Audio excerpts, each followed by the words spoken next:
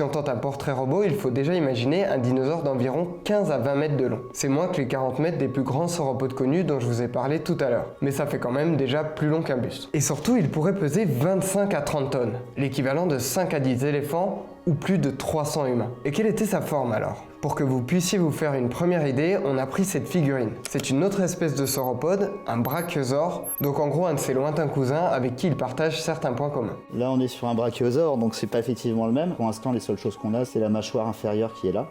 Mais sinon, ce qu'il y a dans ce plâtre, ça va être juste les vertèbres du dos. On a les 5 vertèbres qui vont être là. Et sur le terrain, on a aussi trouvé donc tout le bassin, toute cette partie-là, qui est complètement préservée. On a le début du fémur qui est là.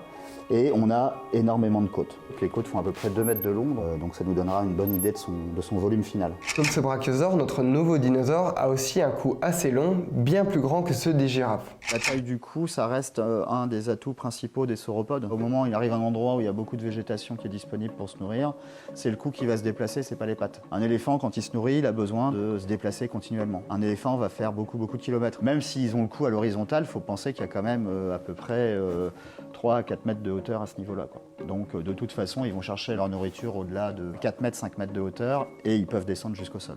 Plus que monter le cou, ils peuvent surtout descendre au sol. Mais pour se représenter son allure précise, il faut dégager encore plus un maximum de reste de son squelette. Pour ça, je ne savais pas, mais ces paléontologues utilisent notamment des outils assez communs. C'est l'opinel du pique-nique, on a des couteaux à huîtres aussi si on veut changer de régime alimentaire. On n'a pas du tout envie de l'abîmer, donc on avance tranquillement.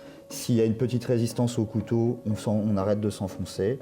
Si on dégage de l'os, on va essayer de le consolider tout de suite. On va juste humecter le fossile avec une petite brosse à dents. On va pouvoir essayer de frotter pour enlever le maximum d'argile. C'est quasiment de la boue, donc ça permet déjà aux animaux de s'enfoncer très rapidement.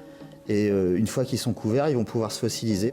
Et on va donc les retrouver en parfait état. Ce dinosaure est herbivore et les restes trouvés montrent une spécificité importante de ses dents par rapport aux nôtres. C'est pour montrer un petit peu la taille de la bête. Le Curiasaure et le Camarasaurus.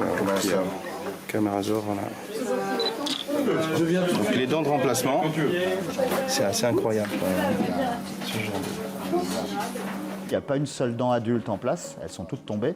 Donc là, on va essayer de s'amuser à les remettre dedans. Par contre, on a des petites dents qui poussent en dessous qu'on voit.